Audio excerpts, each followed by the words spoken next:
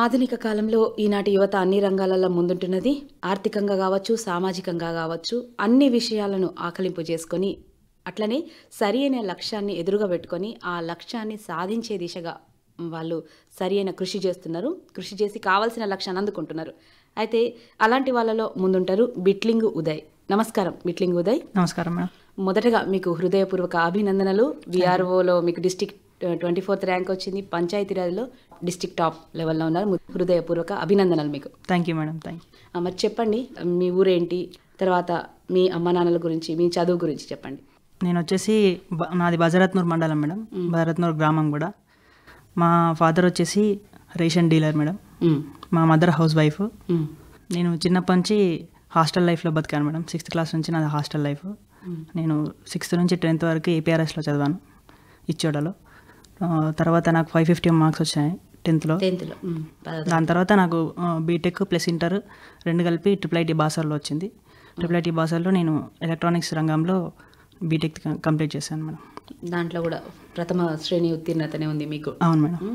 అయితే చిన్నప్పటి నుంచి ఇలాగే మీరు ఇంత హుషారుగా యాక్టివ్గా చదివే వాళ్ళు అని గుర్తించి మిమ్మల్ని అక్కడ వేయడం జరిగిందా? అవును మేడం. నా విజయానికి ఫస్ట్ ఎవరంటే నా తల్లి తండ్రి ఇద్దరే చెప్తాను మేడం. తర్వాత నేను బీటెక్ తర్వాత నాకు సాఫ్ట్వేర్ రంగంలో ఒక ఉద్యోగం వచ్చింది.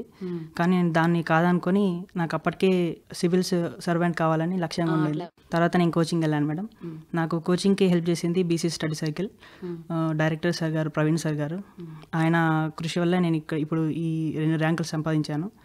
ఇవి కాకుండా నాకు మన ట్రైనీ కలెక్టర్ గోపి సార్ గారు అప్పట్లో, ఇప్పుడు స్పెషల్ ఎలక్షన్ ఆఫీసర్గా వచ్చారు. సార్ కూడా చాలా హెల్ప్ చేశారు మేడం. తర్వాత DCBCO సార్, ఆశానా సార్ కూడా చాలా హెల్ప్ చేశారు.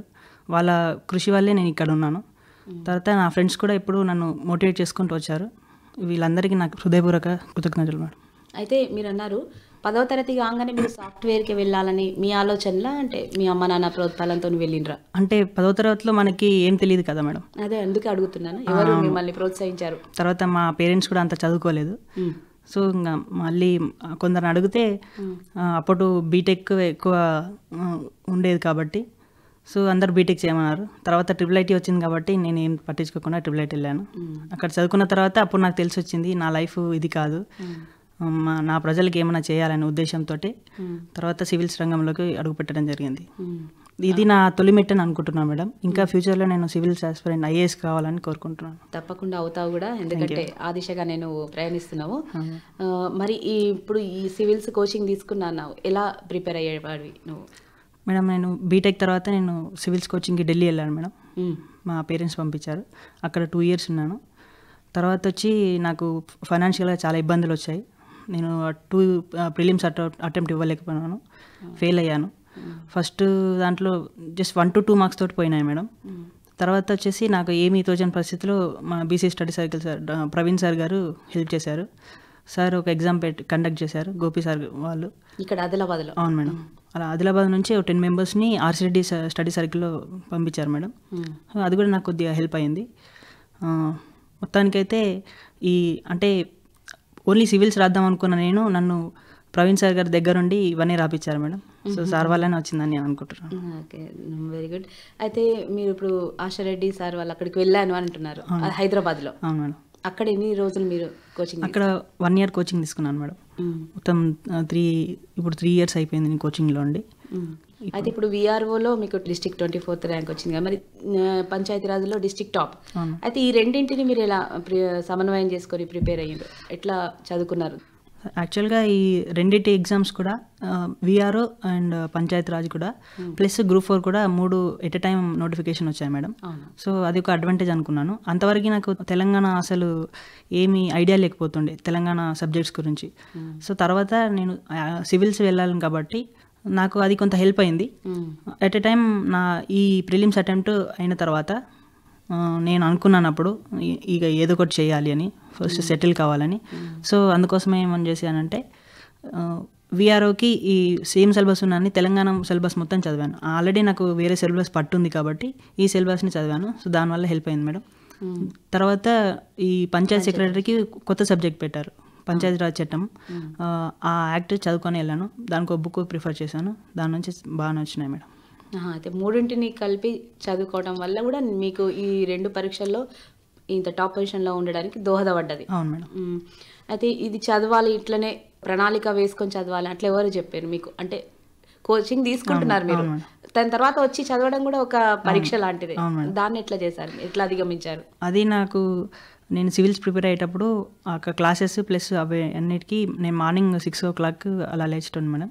నైట్ 11 వరకు చదివేటోని. సో అలా వెళ్ళుకుంటా అదే ప్రాసెస్ నేను కంటిన్యూ చేశాను. దానివల్ల నేను ఎట్ ఎ టైం డైలీ ఒక మినిమం 8 అవర్స్ 10 అవర్స్ కూర్చోడానికి ప్రయత్నించాను మేడం. అది నాకు హెల్ప్ అయింది మేడం. అయితే చదువు గురించి ఎప్పుడు చదువు అని అంటే మరి ఈ దీని మీద ఎక్కువ కాన్సన్ట్రేషన్ చదువు మీద పెట్టేసరికి వేరే ఏమైనా అలవాట్లు కానీ వాటిని వదులుకోవాల్సి వచ్చిందా? అవును మేడం. ఇంకా మనం ఒక సివిల్స్ రంగాన్ని ఎన్నుకున్నామంటే యూత్ మొత్తం ఒక లైఫ్ని ఎంజాయ్ చేస్తూ ఉంటే మనం మాత్రం కష్టపడాల్సి వస్తుంది. ఇంకా అప్పుడు నాకు మైండ్లో ఒకటే ఉన్నాయి మేడం, ఐఏఎస్ కావాలి, దాని తర్వాత ఏదైనా. మళ్ళీ నేను ఎప్పుడైతే డిమోటివేట్ అవుతానో అప్పుడు గోపి సార్ మళ్ళీ ప్రోద్బలం ఇచ్చేవారు. ఇప్పుడు అసిస్టెంట్ కలెక్టర్ ఆయన చూసి నేను ఇంకా మోటివేట్ అయ్యేటోని, సార్లాగా కావాలి అని. సో అది నాకు హెల్ప్ అయింది మేడం. సో ఎప్పుడు ఏది మీకు కొంచెం ఏదైనా అనిపించినా కూడా మిమ్మల్ని ప్రోత్సహించే వాళ్ళు చాలా మంది ఉన్నారనమాట. అవును మేడం. నేను especially Gopi sir wall paper పెట్టుకుంటాను. ప్రొద్దున లేవగానే నాకు ఫస్ట్ కనబడేది గోపి సారే. సో గోపి సార్ని చూసి నేను ఆటోమేటికల్లీ మోటివేట్ అవుతాను. పొందుతారనమాట. ఏది అనిపించినా ఫస్ట్ అది చూసేస్తారు అవును మేడం. అయితే ఈ మూడింటికి అంటే ఇంత టైం నిర్ణయించుకొని చదివే వాళ్ళ, లేకపోతే ఇలా ఈ 3 విఆర్ఓ కానీ, పంచాయతీరాజ్ కానీ, గ్రూప్ 4 కానీ ఎంతెంత టైం కేటాయించేవాళ్ళు?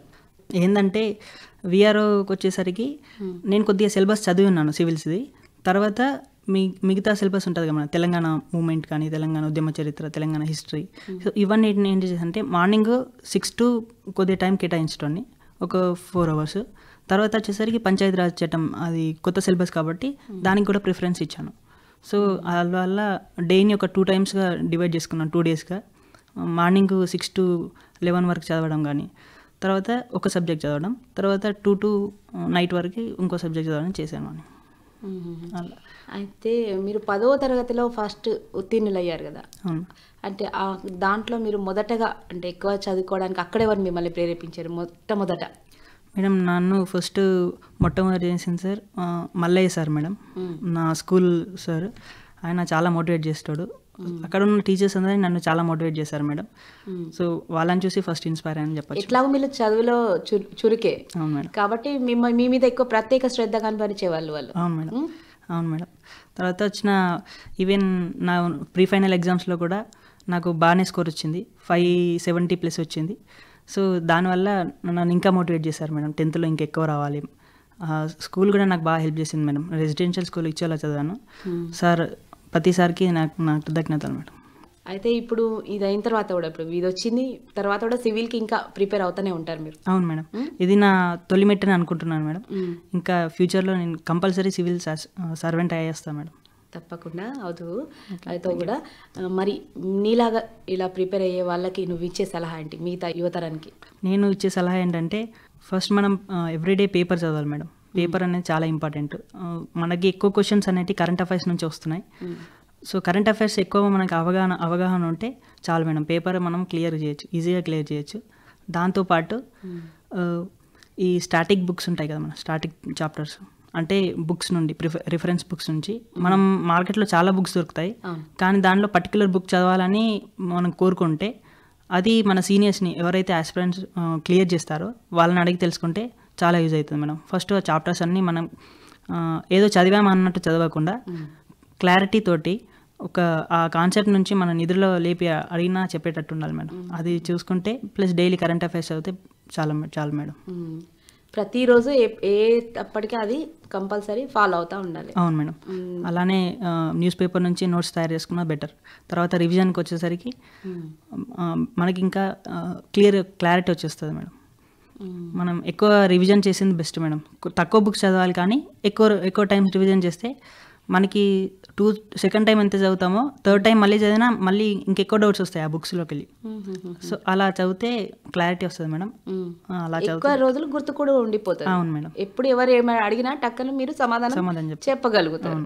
దాంతోపాటు బయట దొరికే మార్క్ టెస్ట్లు ఉంటాయి మేడం. అవును. టెస్ట్ సిరీస్ తీసుకుంటే బెటర్ మేడం. మనకు మనది అంటే మనం పునః పరిశీలన చేసుకున్నట్టు అయిపోతుంది. ఉదయ్, మరి మీకు చదవడమే కాకుండా ఇంకా ప్రత్యేకమైన ఏదైనా అలవాట్లు, హాబీస్ ఉన్నాయా? చెప్పండి వాటి గురించి. హాబీస్ అంటే నాకు బ్యాడ్మింటన్ అంటే చాలా ఇష్టం మేడం. సో నేను ఎక్కువ ప్రిఫర్ చేస్తాను ఆడడానికి. సో దాంతోపాటు క్రికెట్, నాకు స్పోర్ట్స్ అంటే బాగా ఇష్టం మేడం. అలానే మూవీస్ కూడా బాగా చూస్తాను. మూవీస్ కూడా బాగా చూస్తారు. టైం ఎక్కడ ఉంటుంది మీకు? సమయం సరిపోతుందా?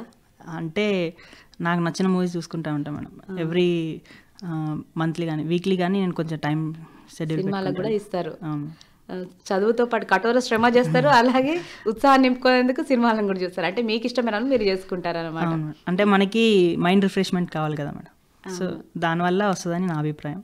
అందుకోసం ఎప్పుడు చదువుతామంటే మైండ్ బ్లాంక్ అయిపోతుంది సడన్గా. అలా తప్పనిసరిగా రిఫ్రెష్ చేసుకోవాలంటే మనకి ఇష్టమైన కూడా మనం చేసుకోవాలి. చివరగా బాగా మిమ్మల్ని ప్రేరేపించిన వ్యక్తుల గురించి చెప్పండి. ఫస్ట్ నేను మేడం నా పేరెంట్స్ మేడం. వాళ్ళు చేయబట్టి నేను ఇలా ఉన్నాను. నేను 5th క్లాస్ వరకు సరిగా అంటే మామూలుగా చదువుతుండే.